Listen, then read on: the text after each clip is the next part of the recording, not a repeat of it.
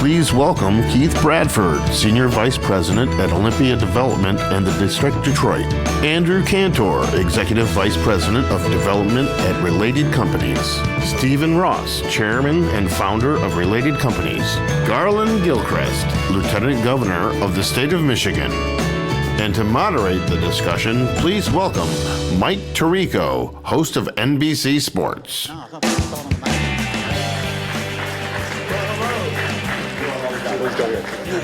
Please all sit. Hello, good afternoon. Good afternoon to everyone who is watching us as well in the lobby, where I watched some of the panels earlier. It's great to be here. Potentially a conversation that's a bit uplifting here today, and one that has hope and promise and excitement for the future.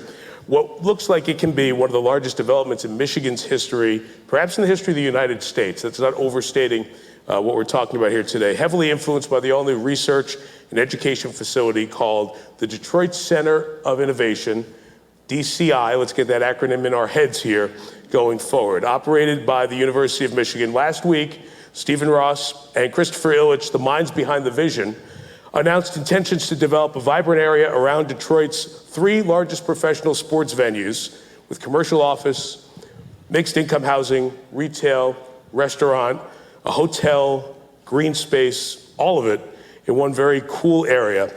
Covering Detroit's professional sports teams would be a heck of a lot better if this all comes to fruition.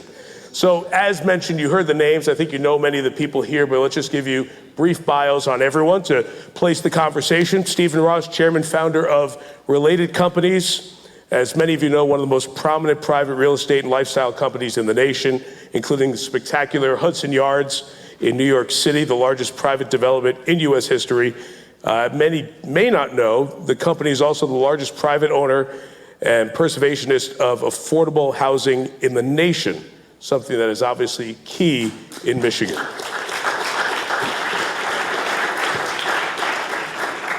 He also owns a football team, but that's not a topic for right now. I will say this.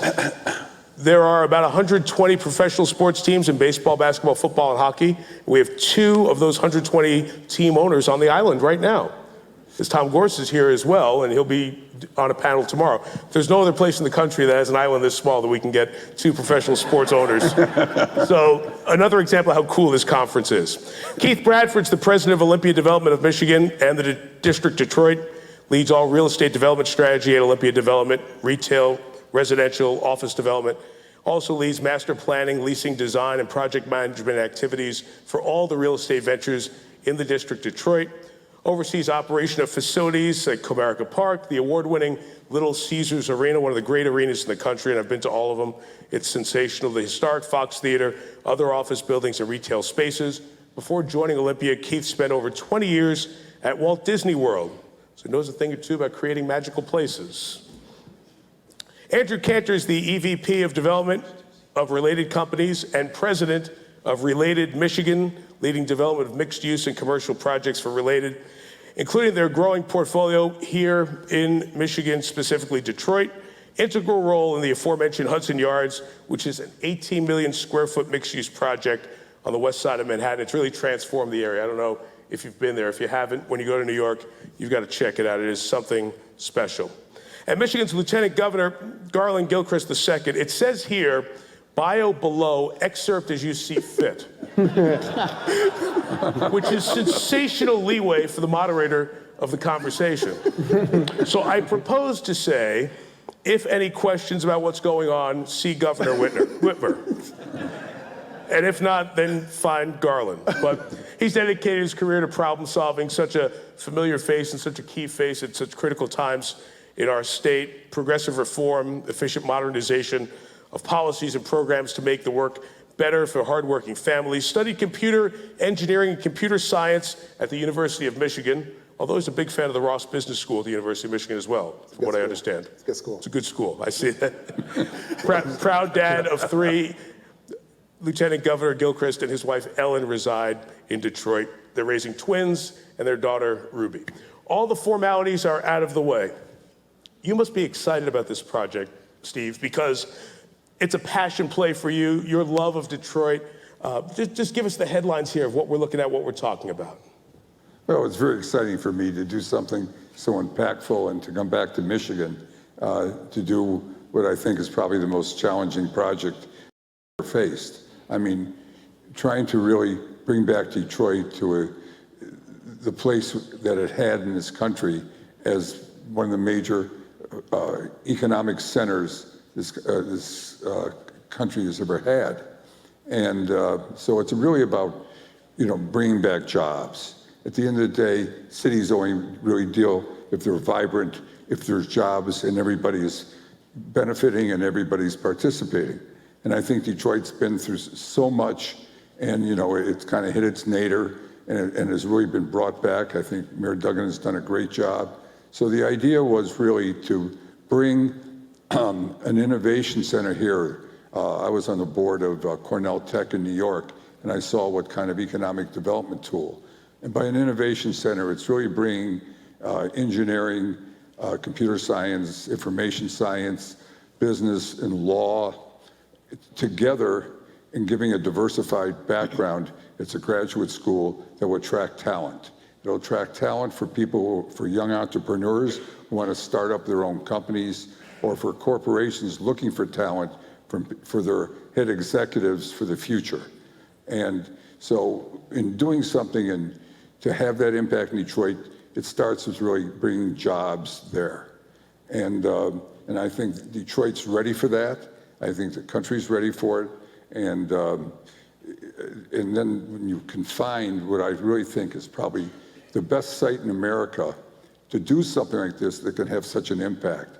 There's over 300 acres of land right in the middle of downtown Detroit that the villages have assembled and accumulated over a period of time.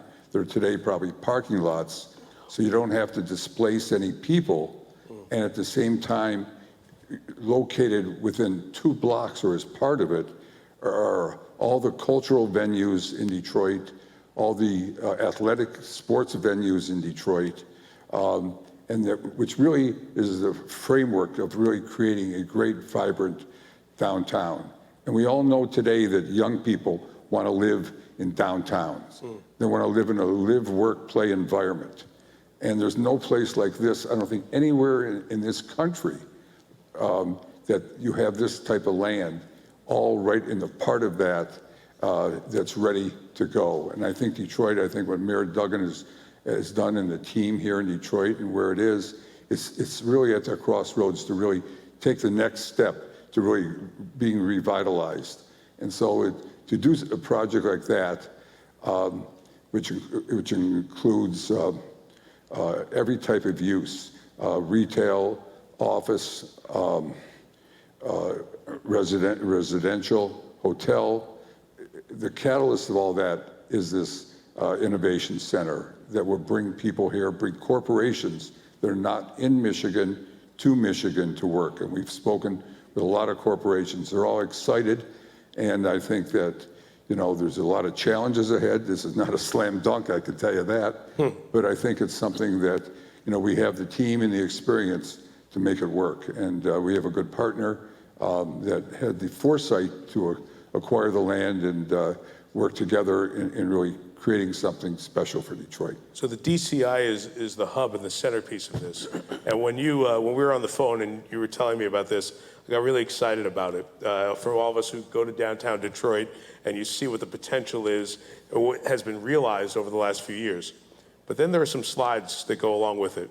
And maybe to see it will make you feel like I did when I saw these slides. This is something special. So why don't you guys walk us through a little bit of what we have here with this deck? Well, you have along Woodward Avenue,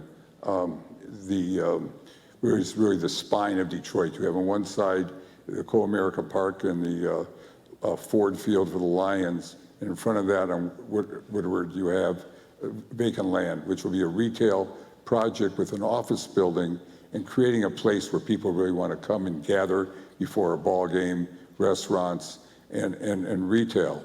And then you have, as you go down Columbia, which kind of is a street that will be now a walking street. It goes between the Fox Theater and Little Caesars headquarters, will be a street that we create a park on that goes into the DCI, and I want you, do you have a clicker or something? I guess not. What's probably the yellow, the red building.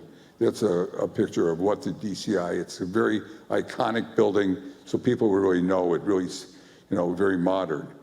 This is a picture looking down the streets of the office buildings that'll be there looking from the ballpark to the DCI, and so they're on both ends. This is a picture of Park Avenue, which is the residential streets where there were a few older buildings we're rehabbing and building modern residential as well. This is an office building. You see the ballpark in the background there, overlooking the retail of a new, roughly 450,000 square foot office building that will be there. I mean, it'll be very exciting. You'll have the ballpark that it'll be able to look almost into. I don't know if that'll be good for work, but mostly the games are at night, so that's probably, or the weekends, so that's probably pretty good. But it's really an exciting area on this retail. And then, is there another one? One more. Yes, that's the hotel and the arena you see in the background.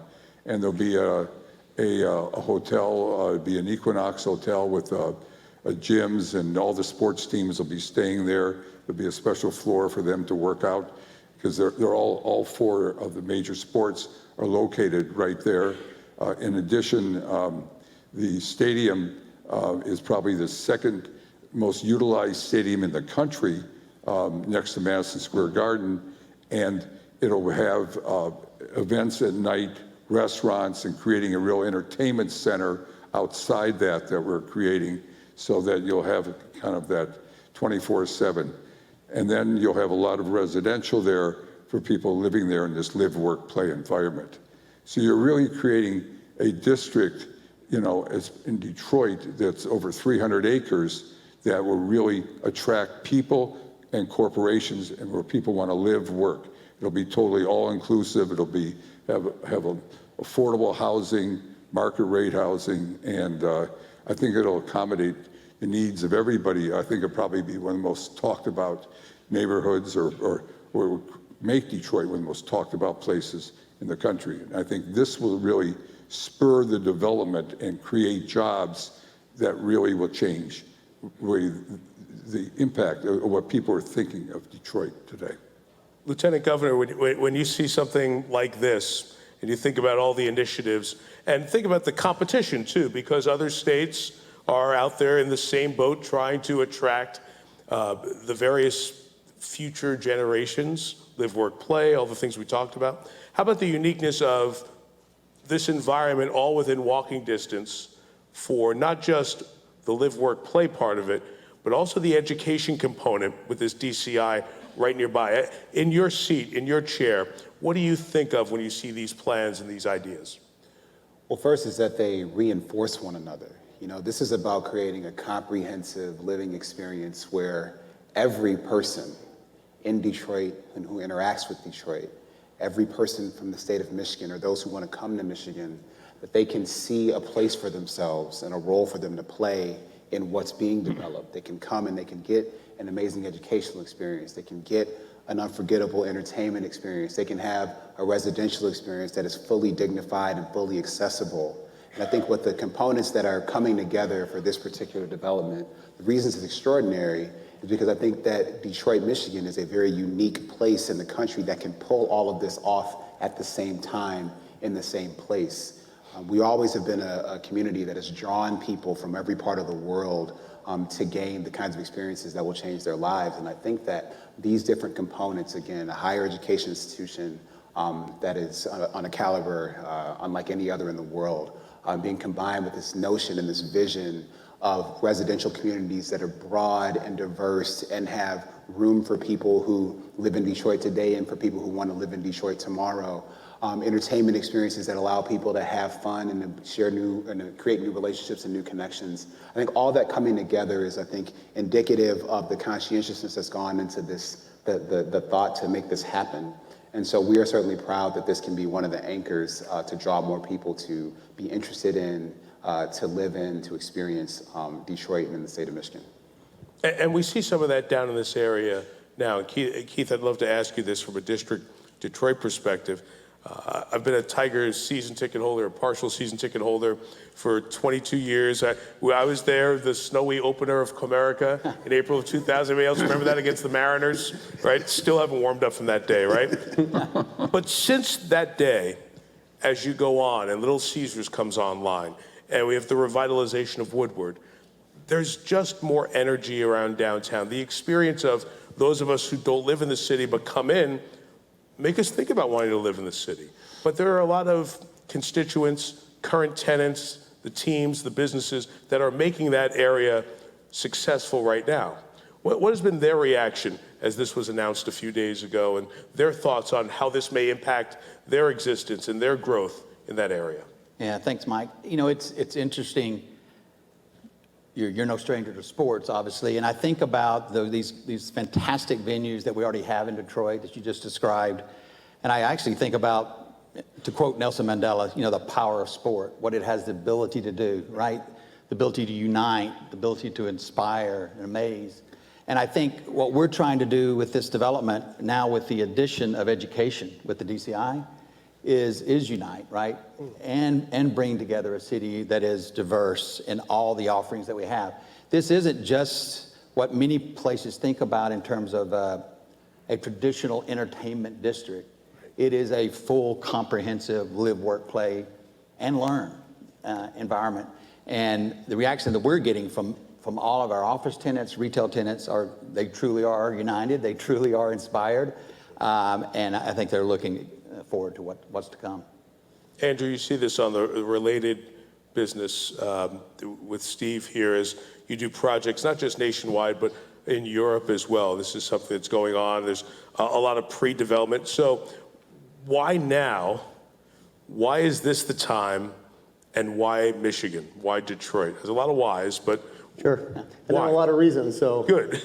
Thanks, Mike. So I think it starts first and foremost with talent, which we've talked about a little bit. Stephen referenced the need that companies are looking for talent everywhere, and Michigan has remarkable talent.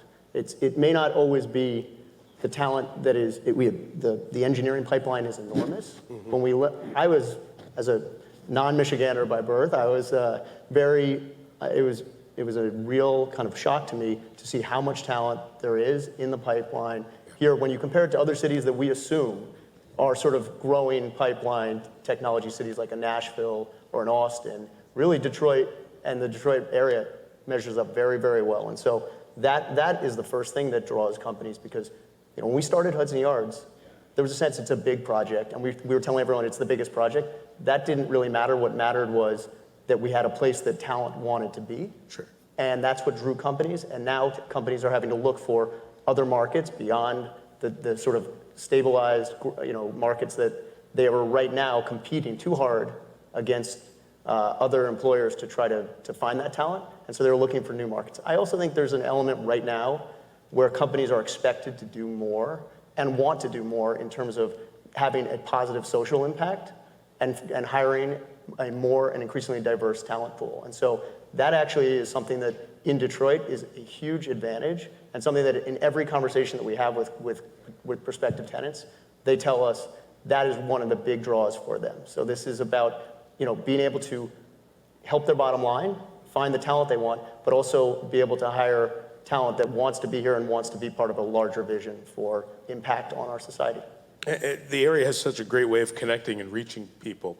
I don't know what it is or how it is, but even those of us who are not born in the state, you very quickly get connected to it. I think that's part of what you're talking about. It's like your southern accent. That's from like downriver area, right? That's the southern part of the state. Southern Michigan. That's right. I'm so shocked you picked up on it so quickly. It's amazing. It's amazing. You just get south of 94, and that accent jumps right out. Lieutenant Governor, there's such a thematic about the need for compromise and conversations around compromise. I want to ask you guys about collaboration here, Steve and Andrew and Keith. How did this come together? How did this work out? Well, it really started.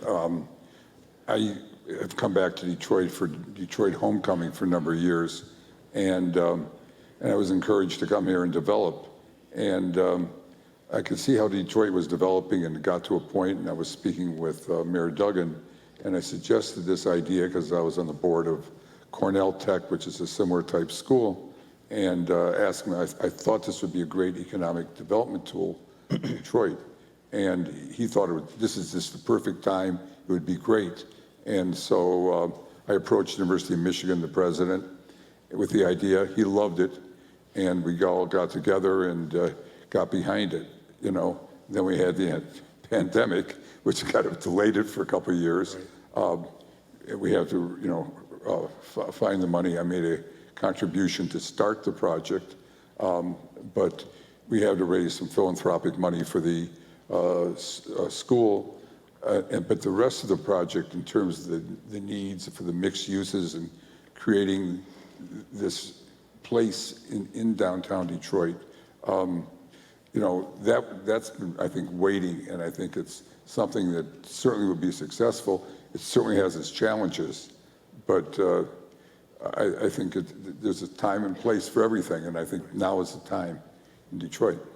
And the more that we've spent time together, I think the organizations are incredibly well aligned and complementary in the sense that, you know, Olympia brings both, you know, deep knowledge of the market and how to operate in the market, a commitment to affordable housing that we have as well, and then a long-term perspective that we both bring, right? This is not, we're not here to, you know, develop and get out. We are here to hold for the duration and really invest in, and that changes the kind of choices you can make about the quality of what you build and how you think about what you want to do. And so I would say that it's been a stronger and stronger partnership the more time we've spent together. Yeah, well said. You know, it's interesting.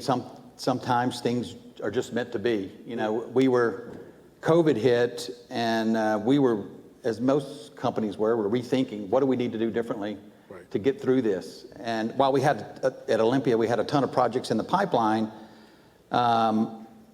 you know, we didn't know what the next few years would bring with COVID. And there was a knock on the door, and it was Stephen Ross and the related team saying, hey, how do we think about the DCI? What about that? And that question led to, hey, let's relook at the master plan that you see on the screen. How do we think about this differently? How do we leverage these great assets? And to Andrew's point, you know, we immediately knew that, hey, they brought great strengths to the table. We had the strengths here. It was a great compliment. And what you see today, you know, is a part of 2 years of great conversation of where we think it's the right time. Although we're talking about something related to the University of Michigan, there are other great universities. I went to Syracuse, and we have a terrific journalism school. So I've got to back up my journalism degree. I've got to ask a tough question about this. And you're the politician, so you get the tough question. That's what you do. You know, big plans, big real estate, big development, sometimes bring big concerns and big worries, right? From the people who are there, for the people of the city. Hey, this is ours. How is this going to fit and keep an authenticity to what we're doing? From your seat, knowing what problems, what headaches, what concerns are 2 exits down the road here, as this project starts down the highway, what do you see as how this can work and still fit with the authenticity of this is part of what the new Detroit's going to be? Well, I think first and foremost, this is not a thing to be walked into lightly. As I said in my earlier comment, what's important for the success of this is for every person to see themselves in it and see a role for themselves, a place for themselves. We cannot assume that development is seen as positive by every person, as you indicated. And there's been experience with that have been very difficult for many Detroiters. So I think the way that we approach that is by entering this from a posture of conversation. I think that's again, the conscientious posture that's been taken by this collection of individuals and of organizations that are committed to making this work and not simply replicating what happened in New York, but genuinely developing something that is uniquely responsive to the needs of Detroiters and the opportunities that Detroit presents. And so as we bring all folks to the table with that kind of attitude to listen and say, well, what would you like to see in a new space?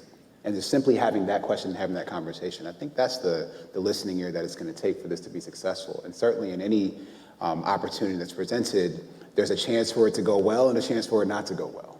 And we've seen both. And so we need to learn from opportunities that have gone better in the past. And I think that this has the potential to do it. I think that folks are coming to the table with the right attitude.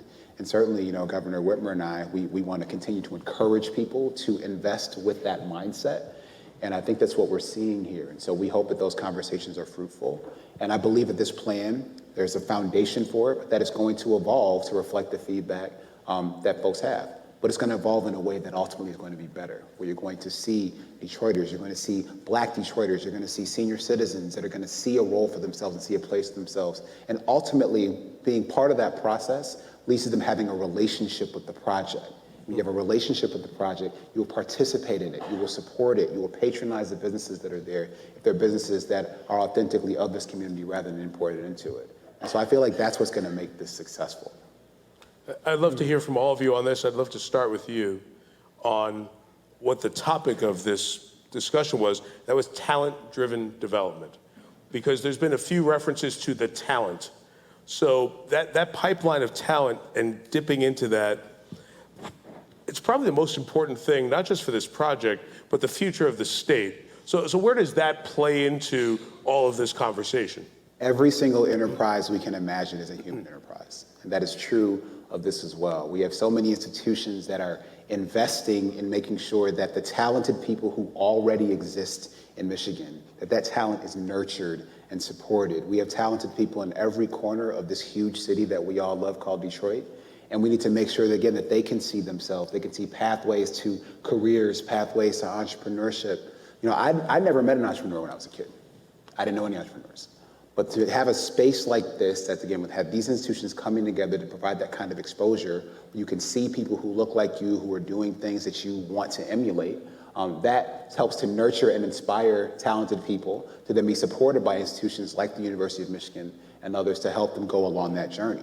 And then for those who may not pursue that particular pathway, something as diverse as this project can have many pathways for people to walk into the future that suits them. I think if we do that well and we do that correctly, that'll allow Michigan to grow in a broad array of ways that is not industry specific, that's not even location specific, because it all will feed into the prosperity of our state. You've seen that with the Cornell Tech project. When you pointed that out, I started to do a little research on that. That has really grown some great business and entrepreneurial opportunities. Right. Well, but the whole city has to benefit. The entire neighborhood. You have to work with them. You know, when you announce a big project, people get scared. Mm-hmm. They think that they're going to be moved out or people are going to take over. I mean, this has got to be a project that's all inclusive growth, and everybody has to feel they're participating.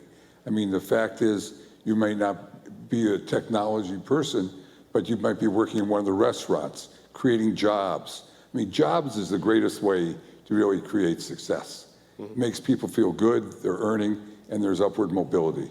And I think that's what this project will really do. But we have to really let the neighborhood know. People are not scared, they want to be excited about it. The more excited the city is about it, the greater it will grow, and the word will travel and bring other people here. And I think this is a great American story. And I think we got to get it out. Because Detroit was it probably was the greatest city. I mean, I was born here, so I got to say that, But, in this country, it had such an important part for the growth of our country. And I think young people today understand that, and they want to be part of it. So there's an exciting story here. It's not what you typically, expect, where you hear people going to Nashville, Austin, and all that about technology. But to me, this is why we came here and didn't go there, because we see this as an opportunity, and frankly, most people don't look at it that way. And so it's good for us, and then we have a great partner to really, I think, develop it. We have our challenges, but we're going to make it happen. The other thing I'd like to highlight, just building on what Lieutenant Governor said, is that we've laid out a vision and a starting point for a conversation. And we've had at this point up over nearly 200 meetings with members of the community, and that's just the start, because we know that the right way to build is to do it in partnership and to do it in a way that listens and make sure that we're building a space that is, we build spaces and places, but really we build communities, and we want to make sure that that's a culturally relevant and a community that's embraced by all. Does the experience of having that knowledge of you need the community, true, authentic connection, has that helped you as you start these initial meetings on this project? Well, Well, I think so. I hope so. Oh, sure. Well, please. Well, you know, it's one of those things we know. We actually think about this. We call it the 5 E's. We talk about, you know, engagement, which is reaching out to the community with those 200 meetings plus. And frankly, the pictures you see today they're only the beginning, right? So we want to engage with the community and get their feedback and continually listen on that. But there's other pieces of this. Obviously, education is a component to this with the DCI, right? Employment should come from that education and from that. And from there, economic inclusion is another critical component to this. We want to make sure that the residents of Detroit and the small businesses of Detroit, the minority businesses of Detroit have a place and a home within the district. And then finally, there's environmental justice that we want to make sure. There's been flooding problems into the city. We want to help address that with this project. So we think we have the right ideas, but we need to listen first. And that is the next step. And one of the key, just by way of example, one of the key pieces of feedback we received was that people want to make sure that at all income levels, whether you have a ticket or not, you can access and enjoy the space. And so the plaza that we're planning in front of Comerica Park, we're planning with a splash pad. That splash pad is, if anyone has had young children in the summer, kind of a critical, It's a 100% critical element to welcome people, right? And then really make it family friendly for everyone to play together. Adults can use a splash pad too. That is true. Yesterday we could. We have no splash shame, pad. right? We have no shame. You know, I get to travel to a bunch of cities for work, and you see cities come back, you see cities rebuild, and you want to run and tell the story of, hey, people are coming to live downtown, isn't it great? But there's also that gentrification, that concern of, okay, are we pushing people out? Where's the diversity in the project? All of that. So just the diversity piece, Lieutenant Governor, as you hear this and see this, the important role that has to play in a city like Detroit to make something like this not just work, but make it special. This is a conversation today about the what of this project, and what you're getting at, Mike, is the who. Like who participates, who benefits. And when I say participate, I don't just mean consumption. So another aspect of this is the right partners who are literally creating these spaces. And so I would hope that those who are partnering in the development here with Related and with Olympia are looking at a broad array of talented and diverse and representative architects, contractors, skilled trades professionals who are Detroiters. And the city has made a big commitment to making sure that Detroiters are building Detroit. And that must be true here. And again, as people are seeing themselves in every aspect and every element at every stage of the process, that has the community, that enables the community to have more of a relationship and frankly, more ownership of this project and of the future. Now, everybody in Detroit is not going to live here, but we still want everyone in Detroit to feel connected and related and feel like there's an opportunity for them to benefit from this being true. And that, you feel gentrified if development happens to you, but not if it happens with you. Keith, I'd love to ask you about another portion of this, and that's historic preservation and affordable housing, because it's a significant area that we saw on the map there, and there are a lot of questions of one, the historical preservation part, but to what you said, Stephen, earlier, the affordable housing, it's a big part of what Related does and doesn't get the attention maybe that the big and beautiful stuff necessarily calls to mind or attention. So where is the vision on that portion of this? Happy to discuss. Historic preservation and housing, in particular affordable housing, has long been a part of the District of Detroit's development plan. And in fact, right now, whether it's the Eddystone, which was a historical building that's just been redeveloped, is now in leasing.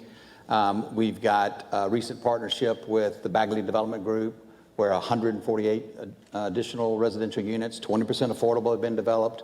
We've got the Henry Street apartments, over 170 units there, with 50% of those units, 60% AMI, area medium income there.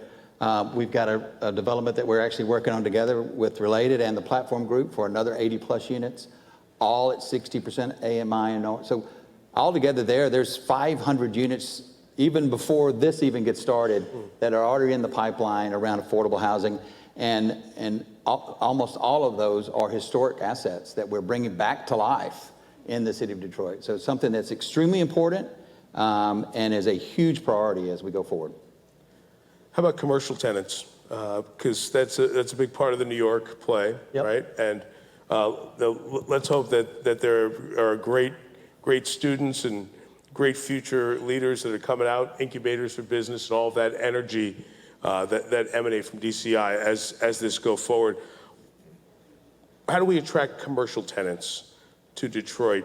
How do we get them to be part of the vision that we keep talking about to people and make it part of the now, not the future? Sure. I think part of it is leveraging the national tenant network that we've built through our projects across the country.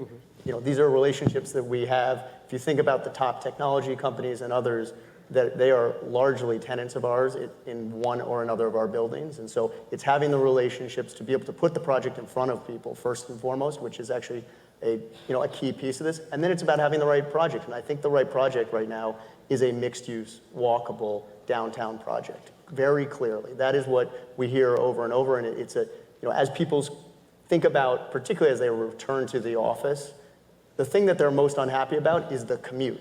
And so this is really about, right, people we are social people. Collaboration and innovation requires that you have interaction, but it's the commute that often is the challenge. And so when you can create an area where you have the density so that people can live and actually walk or scooter or bike to work, that is one of the key differentiators that I think we can offer here because of the scale that we're working with.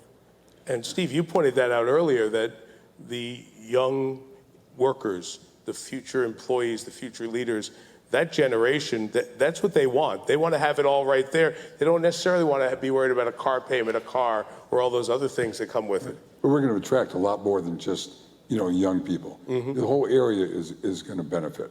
And I think Detroit is such a large city. I think it's 135 square miles. And as you drive through Detroit, you see all this vacant land. So, I mean, this is just a start. You got to start somewhere. Right. Start with the core, and it grows outward.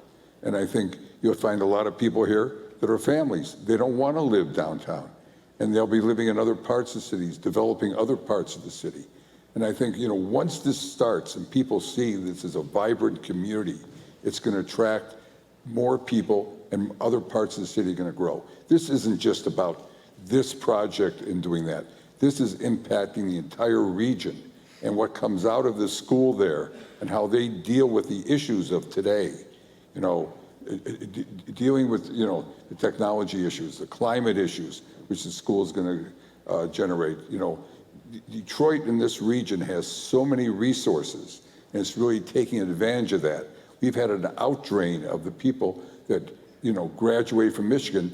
There's more graduate engineers in Silicon Valley from Michigan than probably any other school. Yeah. So, I mean, it's really keeping the resources, and they want to stay here. And it's such a great, way of life here in Detroit. And you don't ever forget the Midwestern work ethic. Mm-hmm. We work different than they do anywhere else. And that's what's really the greatest resource. You've got to understand that. You don't know that when you're here.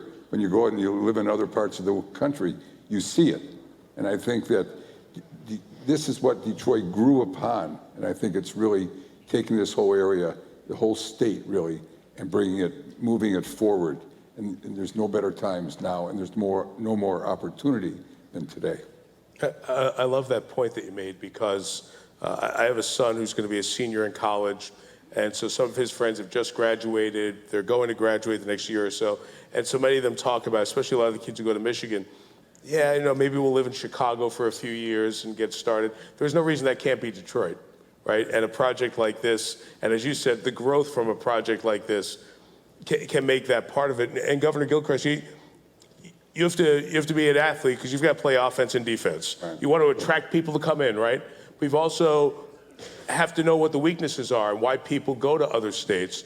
So what are you seeing as you look at companies, and you and Governor Whitmer have conversations with companies who want to go Tennessee, Texas, Florida? What is it about Michigan that you can successfully and are successfully selling to them about what we have here? Yeah, I appreciate that. So one of the things that we are first and foremost making sure that we're doing is telling the complete Michigan story to people in Michigan. Again, my own personal story. I went to Michigan and was a double engineering major. I was a software developer, and I actually went to Seattle after college because I wanted to have a particular career in 2005, and I thought I needed to be someplace else to do it. But if we tell the story to people who are coming and getting this experience in education in Michigan, that you can do your first thing here, you can have your first job here, you can start your first business here, and we have models of people who have done that, that opens the door to that possibility. So that's the defensive part of it. It's actually saying, we have hundreds of thousands of people come to Michigan to go to school, to further their education and further their careers. We want to keep them here. Right. That's the defense part. Now, on offense, the story that we're telling is that in Michigan, we have unmatched resources in terms of human capital, also in terms of natural resources. I'll give you a concrete example. We certainly have always been, since its inception, the community that has defined mobility for humanity. And now, as we think about how mobility is evolving and moving forward, whether it's electrified or autonomous, we have the best environment to actually make sure that you can prove that your technology actually works. Like, I care about that as an engineer. It's really nice to have an autonomous vehicle in some place that's hot, where it never rains or snows and all the lane markers look good. But having been able to test that in an environment that is broad and diverse, you have different sets of people you're interacting with, people who may not be used to being, pedestrians or cyclists, and having to interact with that with your technology, that makes it better. So we provide the best environment to prove that your ideas actually have legs. And so for people who are hungry and who are innovators and who like thinking and taking on challenges, which I think are the people who also become the most successful, that's what we're selling them with the state of Michigan. And we've seen some historic investments just in the last 7 months that have demonstrated the viability of Michigan as a place to make those kind of dreams come true. And so that's what we're going to build on. And projects like this, the DCI, this kind of partnership coming together in Detroit, a definitional city for this country, is going to help continue to have Michigan be the place for people with ideas to come make those ideas real. I love that. You use the weather to answer the question before they can ask about the bad weather. That's right. It's we true. can make the bad weather work for you. That's like when people say, "Hey, do you want to play golf?" I say, "Yeah, I'm not that good, but I play fast, so we'll get in your way." Right? I'm a good fan. We have just a couple minutes left, and Steve, I've known you now for quite some time. I'd love to wrap up with you in just a larger perspective. This is your first time to this conference, I believe. Is that correct? Yes. Me too. We're both rookies here. First time to Mackinac, even though I was born here, First time on the island. Right. It's pretty good. Taffy, horse rides. I'll come back. How can you not, right? How can you not? We're also celebrating 50 years, a 50th anniversary of Related Companies. And you have seen so much evolve and change with the company, with the real estate industry, and around the country. As well. As you sit at this milestone, this anniversary, what have you learned along the way, and what do you see as the future of Related Companies? Well, today we're going through a period of time in our country where there's more change. We're in a transition going from the second industrial revolution into the third industrial revolution, where everything is changing: technology, energy, communication, and there's so many challenges. But when there's change, there's opportunity. And I think today, being here in Michigan, I think we led the way in the second. I think we have the opportunity of leading the way into the third industrial revolution. So I love change because that's where there's the most opportunity, the most fun you can have in business. And I think it really brings people together, and, as opposed to kind of being opposed and all the things that we're experiencing in this country, we got to bring it together and really adopt the change and have real leadership. And that's what I think. I'm very optimistic about the future.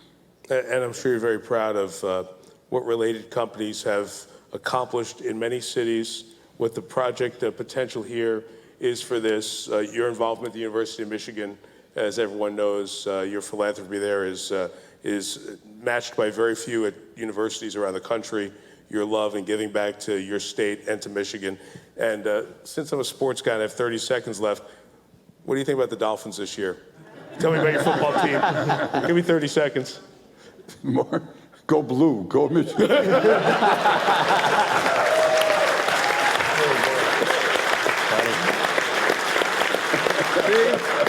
I'm supposed to be the pro and he dodges my question. Maybe they won't have me do Sunday Night Football. It's going to be exciting. I think you have a good year. Tirico, I like that. I like your left tackle. I like your coach. It'll be a fun year for sure. I like the thank you Lions. for I being like the here. Lions, just to be clear. The Lions? The Lions are great. You know what my goal is, right? And when somebody said there's no Sunday night football on the schedule, I said, you can always get flexed into a Sunday night game. It's up to them. So come on, Dan Campbell, come on, Lions. So Lieutenant Governor, Andrew, Keith, thank you so much for your time. Steve, thank you for sharing this and sharing your vision. And we hope to, down the road, enjoy a lot of fun days down in the district today and tomorrow with the vision of this. And look forward to seeing you back up here at Mackinac sometime. Thank you. Thank you, Mike. Great job. Thank you so much. Thank you all. Enjoy the rest of the conference. Thank you.